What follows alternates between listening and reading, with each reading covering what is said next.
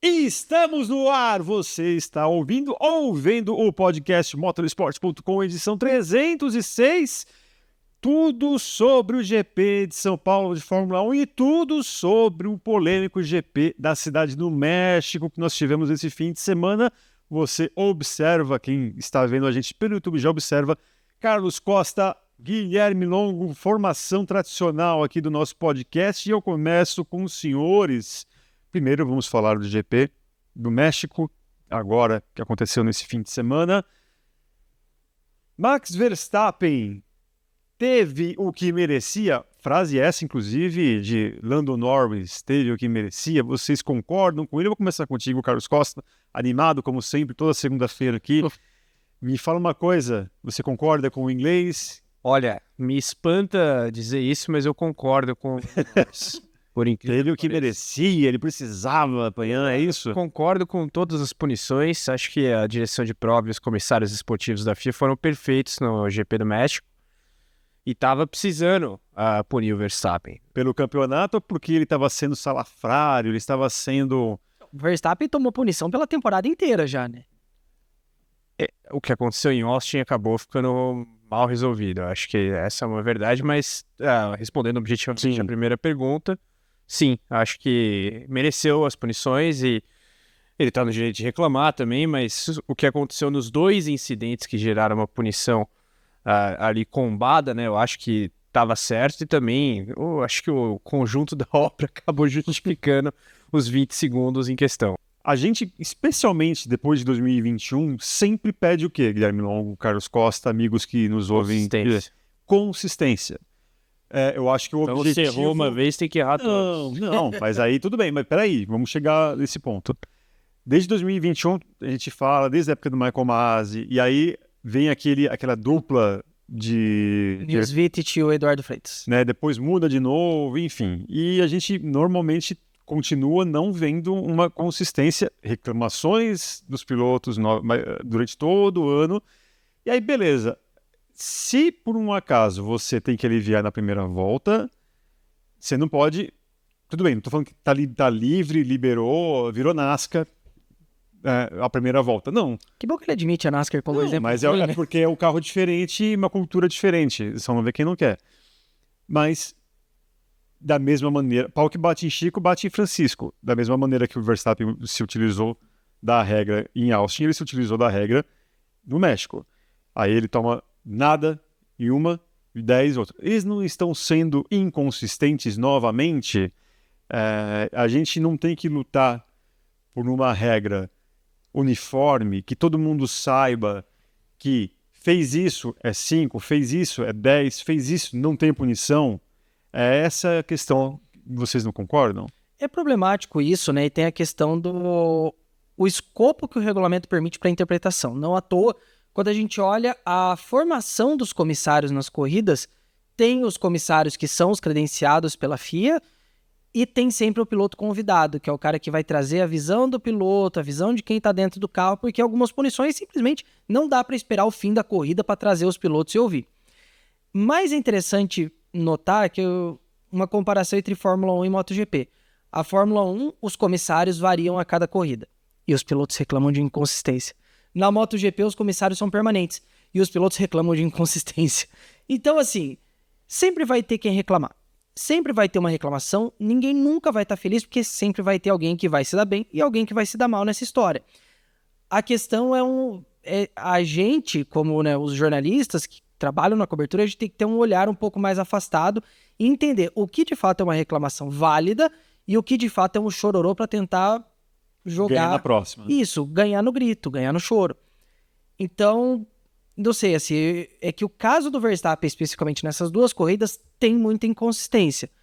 Mas eu não vejo tantas quanto os pilotos têm reclamado ao longo dos últimos tempos. Eu acho que, inclusive, esse ano, agora de 2024, a gente não teve tantas polêmicas assim envolvendo comissários, pelo menos que eu me lembre. As maiores envolvem Verstappen e Norris, que são essas duas corridas agora, e Áustria no primeiro semestre.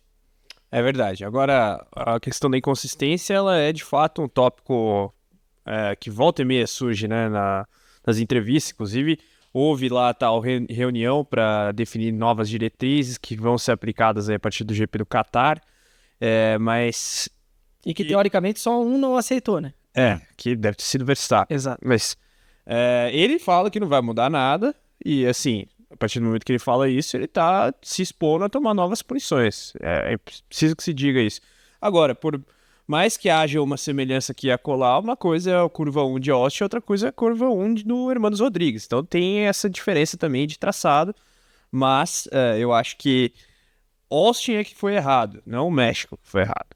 Então a inconsistência decorre de eventuais omissões dos comissários no GP dos Estados Unidos. Agora, aquilo que ele costuma fazer muito, isso desde a época no embate direto com o Hamilton em 2021, é fazer a curva, se jogar e espalhar pela pista inteira, né? Porque também ele se joga, ele freia no final e quem tá atrás ou tira o pé ou vai junto ou vai por fora, como aconteceu com o próprio Norris.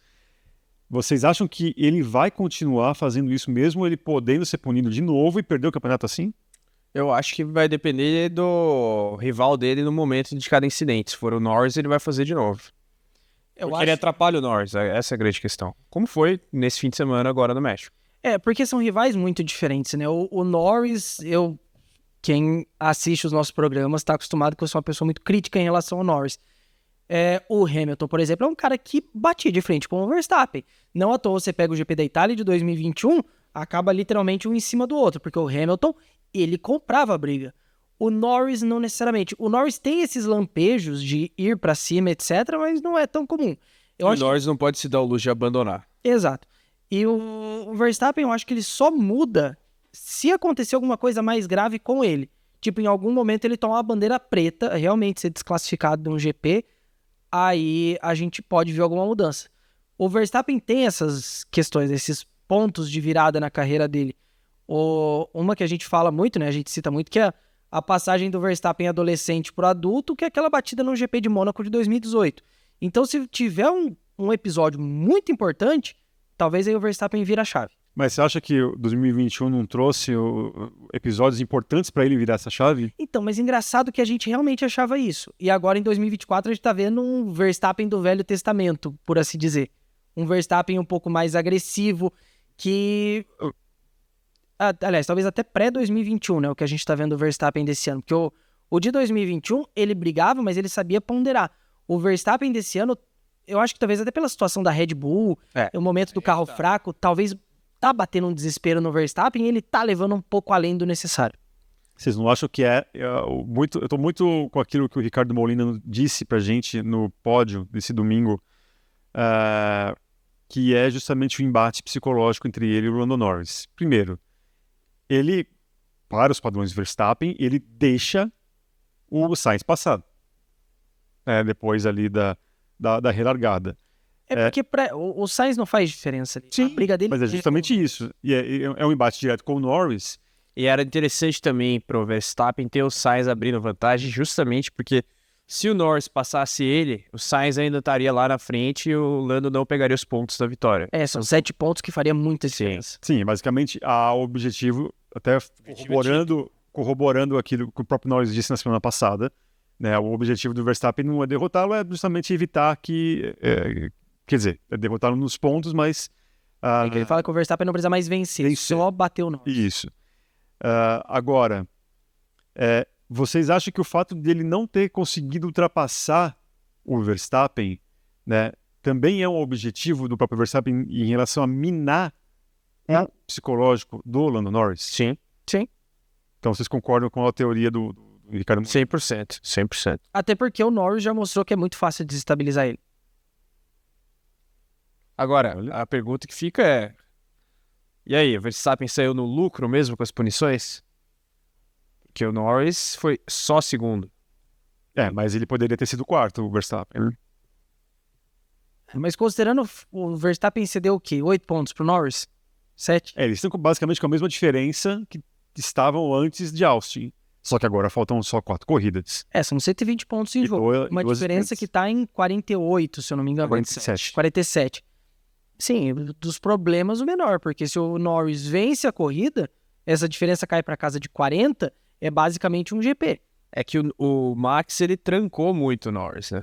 Ele impediu a progressão do Norris naquele primeiro stint e isso acabou tendo impacto no resultado da corrida. O Norris ainda consegue passar o Leclerc, comete aquele erro e tal, mas eu acho que tem um fator também mental por trás, não é só a matemática da coisa, é aquela máxima, você não vai me passar, não tem conversa, ou bate ou se vira aí, porque aqui você não vai passar. Tanto que semana passada, depois de Austin, o Verstappen fala disso, o Norris, principalmente, né? Que o Norris fala, o fim de semana de Austin quebrou minha briga pelo título, que ele vinha num ímpeto e pontuando, ele vê o Verstappen vencendo a sprint e terminando à frente dele na corrida, e ele fala, isso aqui me freou.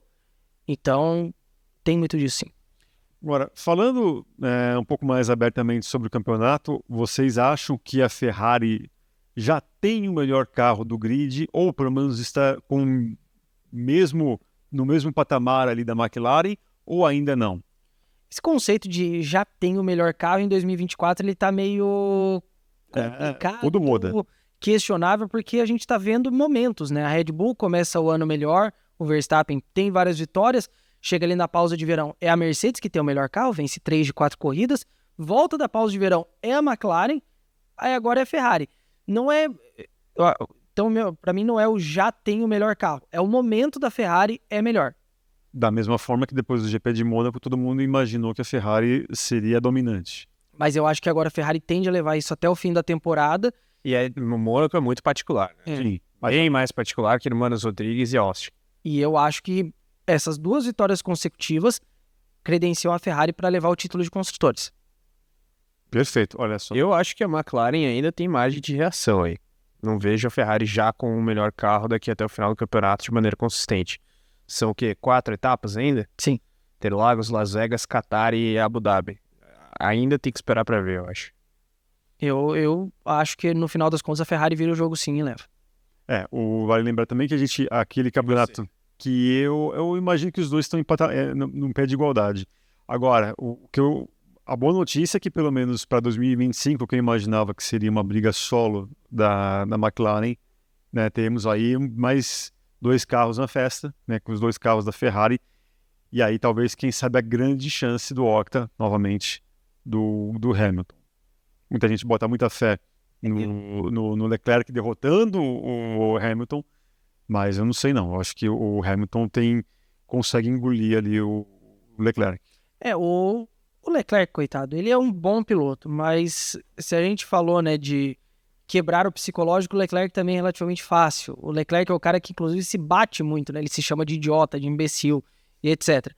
Então, o Hamilton tem uma grande chance, porque o Hamilton é um cara que centraliza as coisas um pouco ao redor dele. Ele tem esse discurso da boca para fora de não, a equipe, porque o bem coletivo, mas não é. O campeão de verdade que centraliza as coisas nele, e dá para ver que o Hamilton tem muito disso.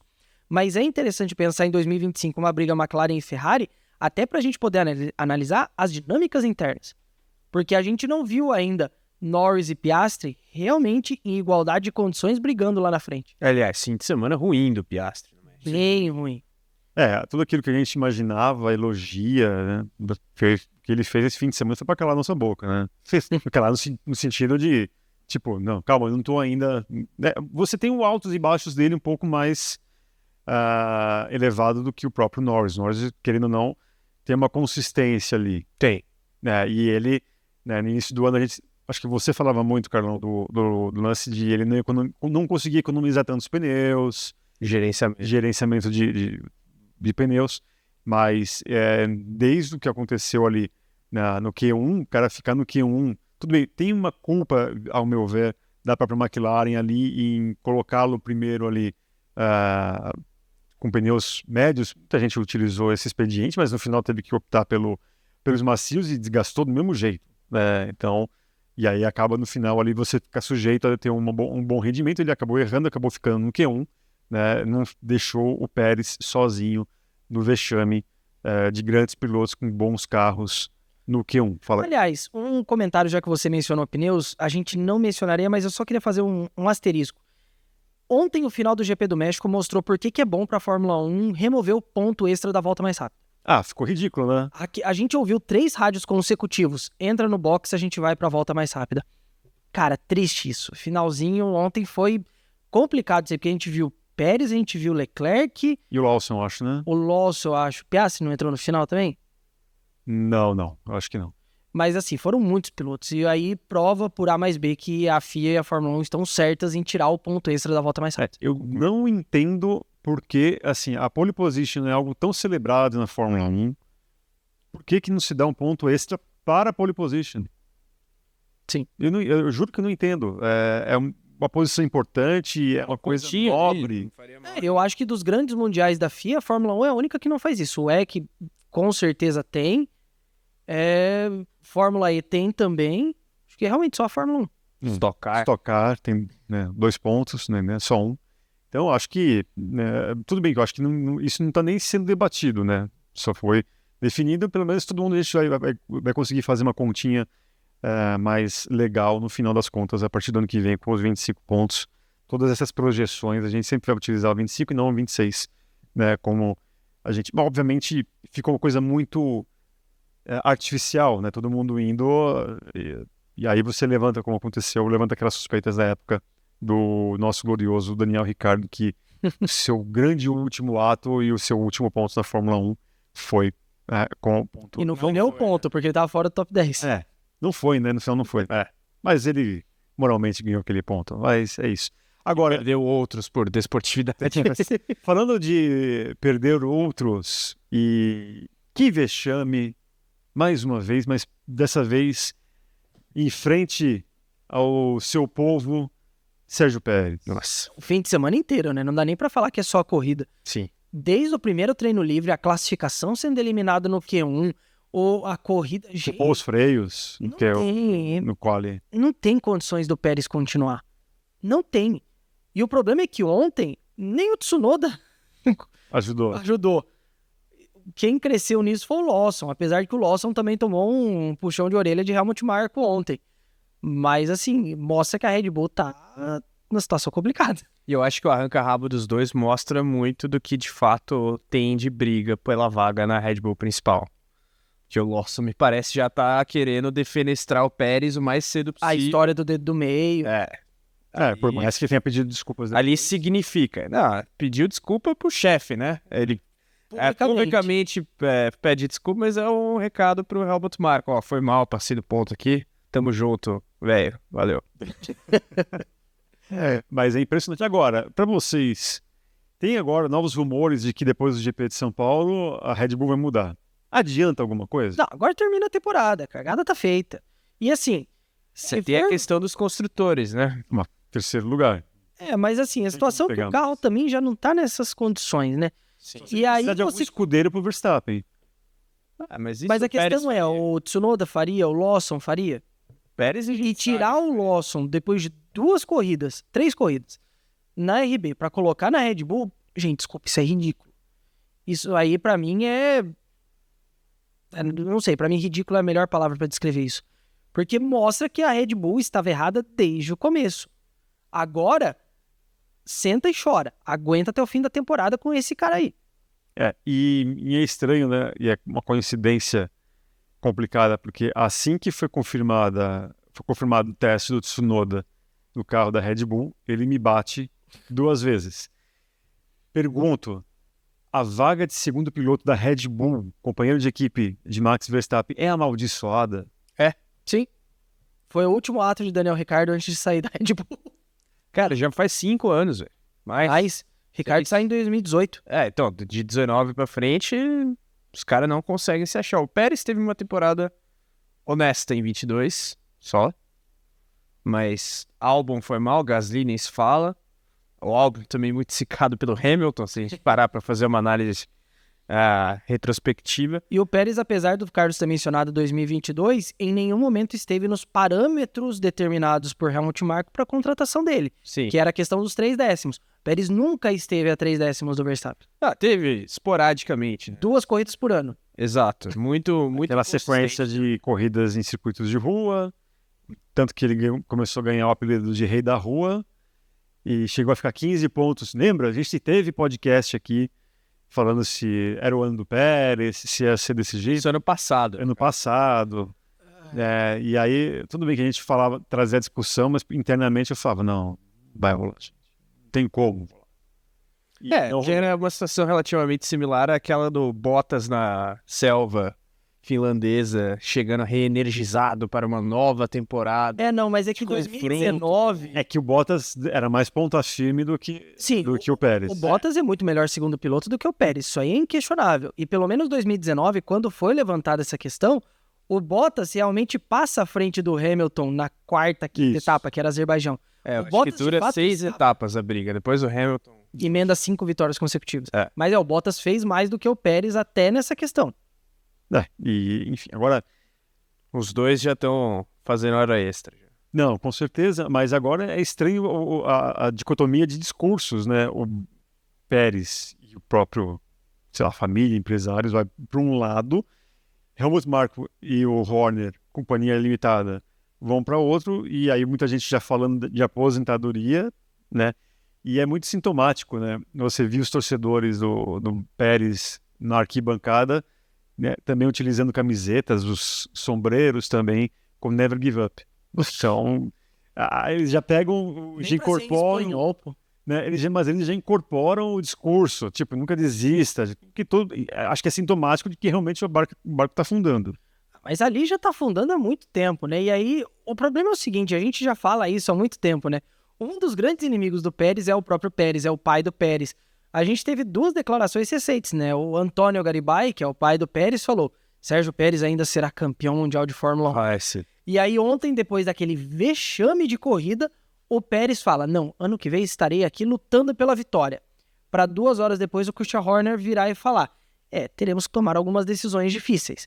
Então assim, o Pérez, ele não se ajuda em nenhum momento. O Pérez, numa hora dessa, ele tinha que ficar calado, pedir desculpa pelo vexame que ele fez diante do povo mexicano. Porque o povo mexicano comprou a briga dele. Exato. E você já tem... A situação tá tão feia pro Pérez que você tem o próprio promotor do GP do México falando: nós conseguimos nos sustentar sem Sérgio Pérez no grid. O próprio promotor admite isso.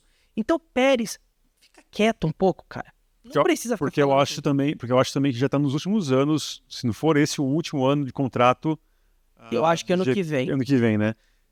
Do GP do México para com a Fórmula 1. E do jeito que está todo mundo invadindo ali, e aí basicamente um leilão, quem pagar mais, ou vai ter rodízio, sei lá, capaz de ter rodízio GP do México com algum outro, espero que não seja o Brasil, mas não deve ser. Não, o Brasil tem até 2030. 2030, mas então eles precisam se garantir, né? Então ele tem que falar: não vai ser o fim do mundo se a gente perder o Sérgio Pérez. Para ele chegar para a Liberty e falar: não, eu consigo lotar a casa aqui com todo mundo feliz da vida, proporcionando um grande evento, mesmo se não tiver o Pérez. Querendo ou não, Interlagos é um ótimo exemplo para o México. Sim, porque aqui a gente quebra recorde em cima de recorde, mesmo não tendo um brasileiro no grid. Mas, Gui, você me lembrou aqui que a gente tem que falar de Interlagos, GP de São Paulo, próximo fim de semana. Você que está ouvindo a gente ou nos assistindo, eu não sei para onde eu olho, isso aqui. Você que está nos assistindo, né, fique ligado na cobertura do motorsport.com e na Motorsport TV estaremos em peso no José Carlos Passe, no Autódromo José Carlos Passe esse fim de semana, então fique ligado. Também cobertura, além do GP de São Paulo de Fórmula 1, teremos também a MotoGP, que a gente vai falar daqui a pouco, e também etapas da Fórmula 4 e também a decisão do Campeonato Sprint da Porsche Cup. Então fique ligado no motorsport.com. Gente, previsão de chuva. Inclusive, estou aqui aberto com o clima-tempo. Olha, se preparem, muita previsão de chuva. E na sexta, no sábado e no domingo. São nos 3 dias. E olha só, sexta-feira, previsão de chuva para o horário da classificação sprint. No sábado, pico da previsão de chuva para o horário do quali. E no domingo, previsão de 80% de chuva, de chance de chuva para a hora da corrida. Então, se você, por um acaso, vai para Interlagos, preparem capas, no plural, de chuva. Comprem pelo menos uma para cada dia, porque vai ser necessário. E também, o clima que não vai ser dos mais quentes.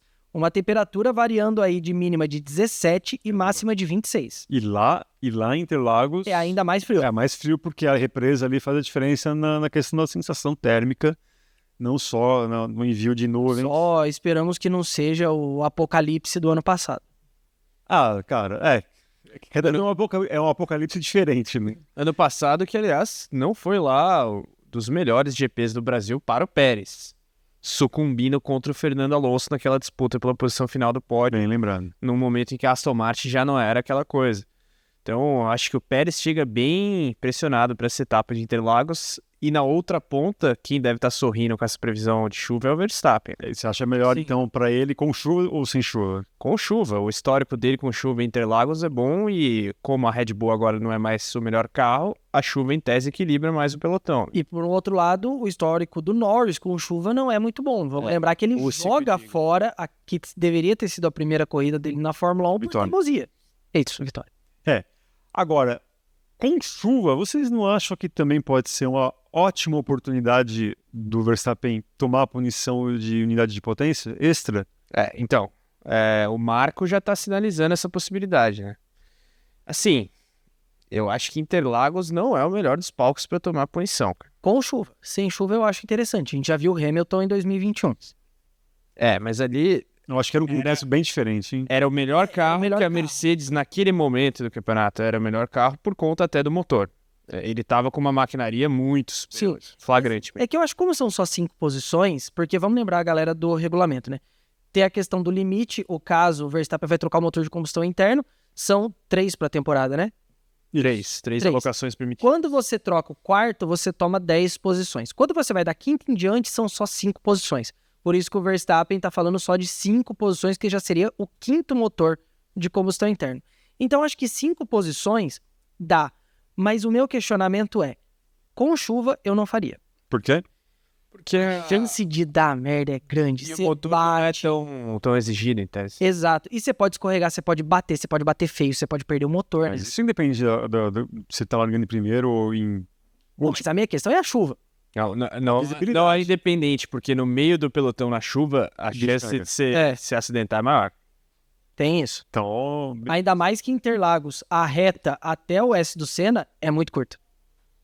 e aí a gente também pode ter aquelas confusões que Interlagos sempre proporciona muito. Eu já tô na expectativa por umas 2 ou 3 confusões. Com sprint, previsão de chuva, campeonato do jeito que tá. Ano Os caras, passado, quando leva a flor da pele, vai dar caca nesse GP. ano passado que não teve chuva, o Leclerc bateu antes da largada. Bem lembrado também. Realmente eu tô esquecido do Não, GPs no Brasil, nos últimos anos, todos com incidentes. Sim. 2021, Hamilton versus Verstappen. 2022, a pole do Magnussen na chuva. Ano passado, o Leclerc Batida do Verstappen no Hamilton, vitória do Russell. Ano passado, enfim, a gente já falou que 2019, Vettel e Leclerc. Sim. E Hamilton e Albon, se você pegar aí o retrospecto... 18, Verstappen e Ocon. Tem um monte de coisa. Acho que a última corrida monótona... 2015. 2015. Que ainda teve pelo menos o momento do Alonso na cadeira. Foi o ponto alto do fim de semana. Você tava Fora da pista. Como espectador e foi um desastre, fora o calor. 2016, a chuva também, o Verstappen dá um baile. 2016 e 2017 foram boas corridas também, 18 também. Mas cara, eu tenho 99% de certeza que vai dar caca em diferentes momentos esse fim de semana. Classificação sprint com chuva, tem tudo pra dar. Sprint com chuva. Cara, esse fim de semana vai ter... Olha, eu vou apostar aqui que pelo menos uma bandeira vermelha tem. Agora, a gente fala que a chuva pode ajudar o Verstappen. Se o Norris estiver com tudo virado pra lua, ganhar essa corrida e o Max se der mal, aí temos um campeonato. Eu advogo essa tese, né? Enquanto o Max não zerar ou ficar, muito mal colocado num fim de semana de corrida... Ele correu bastante risco esse fim de semana aqui. Proporcionalmente, ele pontuou bem mal no México. Foi uma das piores corridas dele em termos de pontuação no ano. Mas é que esse fim de semana é pior. Esse e o Qatar são os 2 fins de semana que o Verstappen tem sprint. Vai estar muito preocupado, porque a sprint é isso, vai de 26 para 34 pontos no fim de semana. É muita coisa. Las Vegas e Abu Dhabi, ele consegue respirar minimamente aliviado porque não tem esses 8 pontos a mais. Mas Interlagos e Qatar, o Verstappen deve estar absurdamente preocupado. E vale lembrar, a gente está gravando isso na segunda-feira, Max Verstappen já está no Brasil e foi para Brasília. Então deve estar pegando uns conselhos ali com o Nelson essa semana. Eles dizem que nunca conversa sobre corridas. Ele diz que não, né? Mas quem garante? Ele disse que nunca pediu conselhos. Com certeza eles conversam sobre corrida. Com certeza. Possível. Não, isso aí com certeza.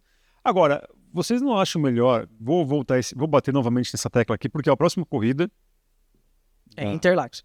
em Interlagos, tá? A corrida seguinte em Interlagos, Guilherme Longo, Las Vegas, com um retão. Ali o motor vai ser bastante exigido, né? Vocês acham que não vale já colocar agora, tomar agora e para chegar zerado em Las Vegas, mesmo assim?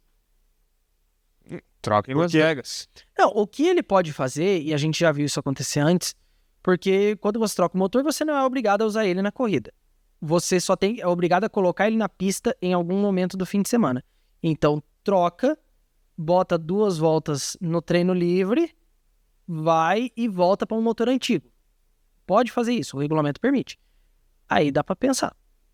Porque eu acho que, para mim, eu acho que vai ser menos problemático para o Verstappen, ainda mais com essa chuva prevista, é menos problemático para ele fazer isso aqui com chuva do que Las Vegas seco. É que aí tem a questão dos pontos da sprint. É mais importante para ele marcar o Norris no Brasil do que em Las Vegas pela distribuição de pontos.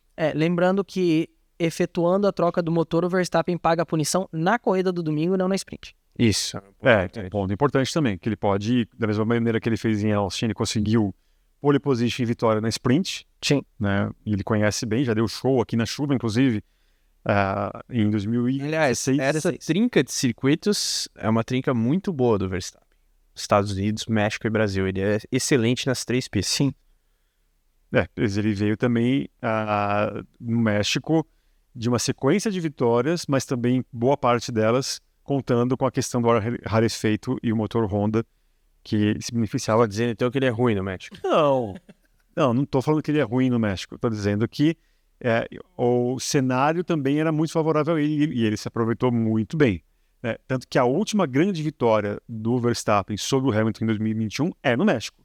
Porque aí começa a sequência de trocas de motor ali da Mercedes, que ia também sempre com um mapa bem agressivo, né? Já que tem um motor novo, dá para ser agressivo. Manda bala. Manda bala.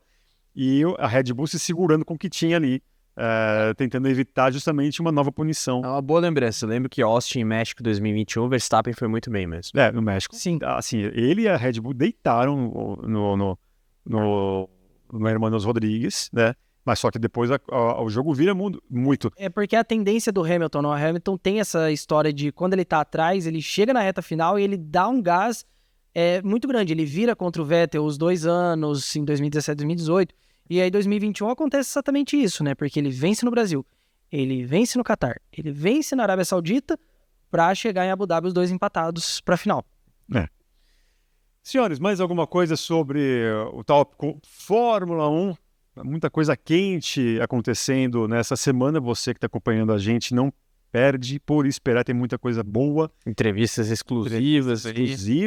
Né? Tanto Nacionais antes, e internacionais. Tanto antes quanto depois do GP. Então, anote aí, vai ser bem legal.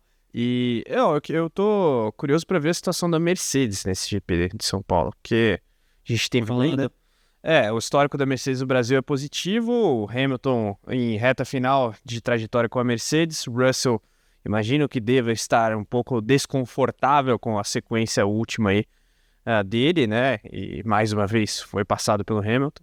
A gente fala da Ferrari, da McLaren, do Verstappen e da Red Bull, mas a Mercedes também em segundo plano nesse momento do campeonato. Eu acho que pode ser uma etapa interessante para eles, a ver o que Hamilton e Russell podem aprontar, mas tende a ser um GP bem interessante em termos de competitividade. E uma menção honrosa aqui esse fim de semana, a Haas, né, gente? Putz, a gente... Excelente. Só esse fim de semana. A Haas está fazendo ultimamente corridas muito boas, não à toa assumiu a 6ª posição no Mundial de Construtores. Magnussen na frente do Hülkenberg nesse. O Magnussen é um que vale uma menção, ele tem ido muito bem nessas últimas corridas, inclusive superando o Hülkenberg, que é uma coisa que não acontecia no começo. Ele estava tomando muito pau do Hülkenberg no começo do ano.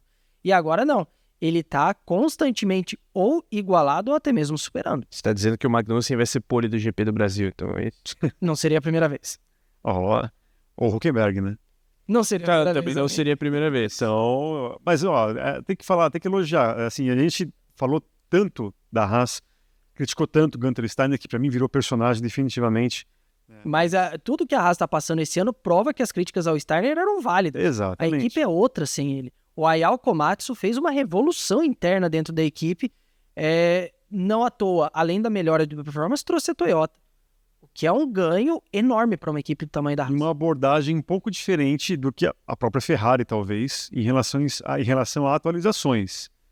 Porque ele até explicou isso num dado momento desse ano aqui, de que eles não tinham a pressa de ter as atualizações ali, de ir muito mais na boa, de ser muito mais assertivo, né, e construir um muro tijolinho por tijolinho, não querer subir 2, 3 metros de uma vez, como a própria Ferrari estava fazendo, e é por isso que a Ferrari nesse ano aqui foi uma gangorra. Sim. Lá em cima, o motor está lá embaixo e a gente nunca sabe qual é o real potencial. As 4 equipes da ponta, né, na verdade, todas tiveram oscilações ao longo do ano, que a da Red Bull é a mais gritante. Mas a McLaren subiu, agora parece que deu uma diminuída também, não que caiu, mas não é a mesma de até Azerbaijão, Singapura. A Mercedes cresceu até a pausa de verão, depois caiu. Então as 4 estão nesse balaio aí. Tem 2 equipes muito consistentes esse ano, Sauber e Aston Martin. Pro lado ruim, né? Agora, o tão famigerado assoalho da McLaren meio que passou despercebido na corrida porque ele não foi um fator. Será? Que ele trouxe uma grande evolução. Tudo bem, a gente fica aguardando as evoluções ou as atualizações da McLaren com expectativa porque normalmente levam a equipe lá pro alto. Que os grandes pacotes, já foram. Na verdade, fizeram muita diferença nesse ano e no ano passado, né? Atualizações pontuais, confesso que não me encheram tantos olhos assim no caso da McLaren. Beleza. Olha só, agora a gente vai mudar de assunto, porque nós vamos falar da principal e mais importante categoria do automobilismo brasileiro. Chegou a hora de acelerar no momento Stock Car. Este é o momento Stock Car. A Stock Car realizou a sua antepenúltima etapa de 2024, fazendo a sua estreia em terras uruguaias. El Pinar foi o palco da temporada, não, da etapa que... Vamos voltar. Puta, eu ia emendar, mas a trava-lins. Peraí aqui.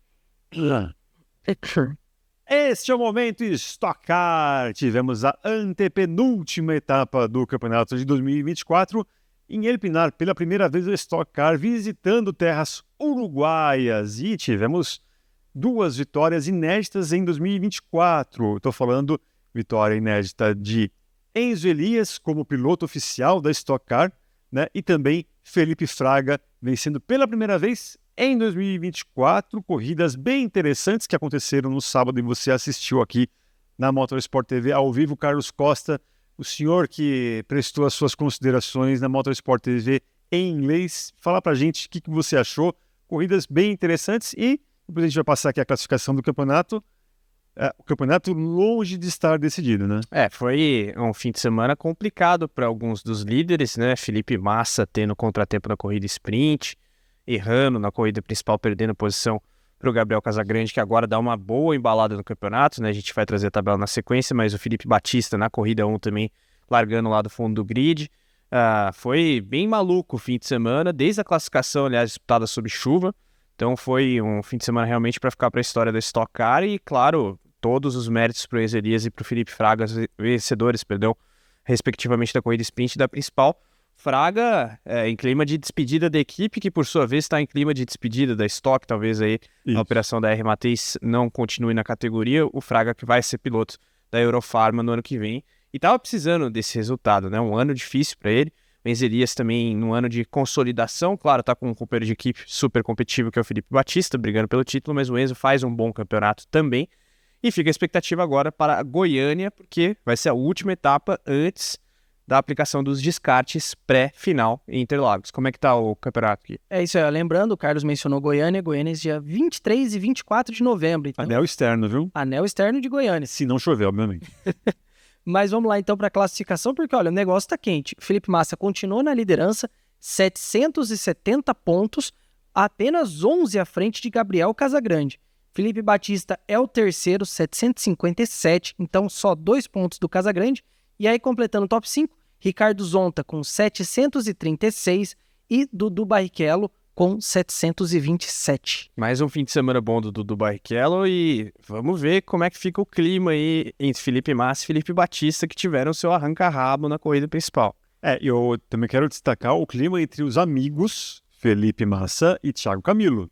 Verdade. Porque são amigos, quem não Thiago se lembra... Camilo em 2008 no box estava da nos boxes da Ferrari, né? E aí, antes da corrida 2, a corrida principal... isso no comentário em inglês, sim. O Massa reclamou, o Camilo me tirou, nenhum pedido de desculpas veio depois, né? Mas, e aí depois a reportagem da versão em português foi atrás do Camilo, ele falou, ele admitiu o erro, né? Tomou um drive-thru, inclusive. Porque as duas corridas foram coladas, né? Não deu tempo. Foi irônico agora, né? Teve uma diferença ali de horas, por dizer, o Massa tava reclamando, o cara fez o que fez, me tirou da corrida, quase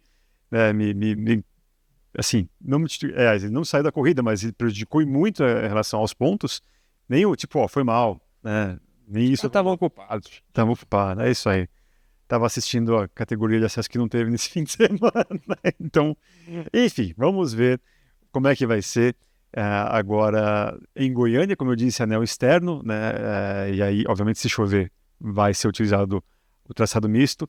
Stock Car voltando a Goiânia pela terceira vez, né? Esse ano aqui, em 2024, mas com esse diferencial. Obviamente, você acompanha tudo aqui na Motorsport TV ao vivo. Então, aqui também no canal, a gente fala e muito, muito bem, né, sobre as duas rodas.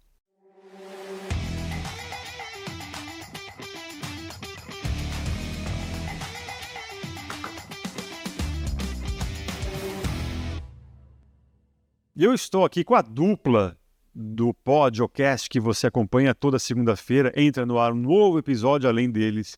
Também tem participações de Felipe Mota e Fausto Macieira. E eu quero saber o que a galera vai poder encontrar na edição que já está no ar dessa segunda-feira. É isso aí, Eric. Programa pós-GP da Tailândia, né? Penúltima etapa do campeonato da MotoGP, e segue a briga pelo título entre Jorge Martin e Pecco Bagnaia.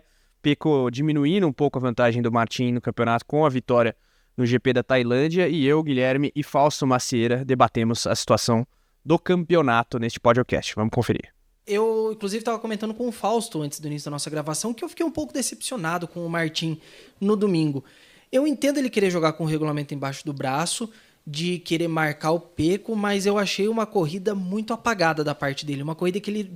Não dá nem pra falar que ele foi pouco combativo, ele foi nada combativo. Tava com medo de errar, será? E eu acho que talvez o trauma de Misano ainda tava falando mais alto ali. Por mais que seja uma situação diferente, aqui uma corrida que começou com chuva já desde cara... Eu não sei, eu fiquei um pouco decepcionado com o Martin no domingo, eu esperava um pouco mais de combatividade dele. Mas quando a gente olha pro total do fim de semana, ele entra com 20 pontos de vantagem, ele sai do sábado com 22 e termina domingo com 17. Então, no fim das contas, ele só perdeu 3 pontos pro Pecco Bagnaia. Não é lá muita coisa, são 17 pontos de vantagem ainda, com 74 em jogo nas duas últimas etapas. Fausto, a situação do campeonato tá aí próxima ainda, com margem de virada para o Bagnaia, mas o Martin, apesar de uma combatividade não tão forte aí que o Guilherme apontou, ele fez algo que ele tinha que fazer, chegar em segundo, mesmo em caso de vitória do Bagnaia, conseguindo administrar a vantagem aí na Tailândia, Fausto. Pois é, assim, eu estava conversando com o Guilherme e meio que peço licença para discordar um pouco dele, porque... Manda brasa. Eu achei que a largada do Martin classificou na primeira fila, na terceira colocação, com o Bastianini em segundo e o Bagnaia na pole, e ele conseguiu uma largada estupenda, né? Ele largou muito bem, aliás, o Quartararo também largou muito bem, e liderou a prova até perder o controle da moto na curva 3. É uma reta de 1 km, depois você tem uma freada forte, e nessa ele saiu da pista, e por conta disso, perdeu a primeira posição, recuou para terceiro e veio atacando, né? O Marc Marques, sobretudo, veio atacando o Bagnaia, que aproveitou esse lance para tomar a liderança. E eu achei que quem errou, achei que quem se precipitou foi o Marques, né? Porque tentou, já tinha tentado 2 vezes na curva 12, A moto do Marques, a gente já falou isso 300 vezes, né? É a moto 2023, que não tem a mesma potência, não tem a mesma reaceleração das GP24, mas ainda assim o Marques estava brigando pela vitória, estava mais rápido do que o Bagnaia, eu acho, mas o Bagnaia abria bastante dele no primeiro e no segundo setores, e o Marques no terceiro e quarto setores mergulhava para cima, recuperava nas frenagens, passou 2 vezes na curva 12, foi repassado pelo Bagnaia, e numa dessas, acho que foi na curva 11, ele entrou rápido demais e caiu, né? Foi na 14ª volta. Eu acho que ele tinha muito mais tempo, foram 26 voltas da corrida, né? Ele tinha mais tempo para tentar essa ultrapassagem, como ele fez em cima do Quartararo em 2019. Aliás, o Quartararo foi derrubado lá pelo Morbidelli, que depois cumpriu volta longa e caiu, e também prejudicou a corrida, porque o Quartararo largou na segunda fila e começou muito bem a prova. Mas dessa vez, e o próprio Marques falou, eu fui o mais rápido, provavelmente, mas não fui o mais inteligente. E aí ele caiu na curva 11 e o Martin, que vinha logo atrás, olhou e falou assim, pô, vou cair também, né? Porque era muito fácil perder a frente pesada com esses componentes aerodinâmicos. Aí quando ele viu o Marques caindo, ele deu uma consertada e conseguiu seguir em frente, tentou buscar o Bagnaia, mas as condições eram muito perigosas, a pista estava muito escorregadia, muito traiçoeira, e essa segunda colocação deu a ele uma diferença. Ele perdeu 5 pontos, perderia mais ainda, né, se o Marques tivesse ficado na segunda colocação. O ideal para ele era se o Marques tivesse passado, que aí a diferença cairia para 4 pontos, mas 1 ponto a mais, 1 ponto a menos não faz tanta variação. Perfeito, olha só, eu quero declarar essa edição do podcast motorsport.com encerrada, agradecendo a você que nos assistiu até agora, agradecendo ao Carlos, ao Guilherme, e vale lembrar, quem avisa amigo se inscreva no canal, porque tem muito conteúdo legal durante essa semana aqui, você não perde por esperar, tá legal? Um grande abraço e tchau, tchau!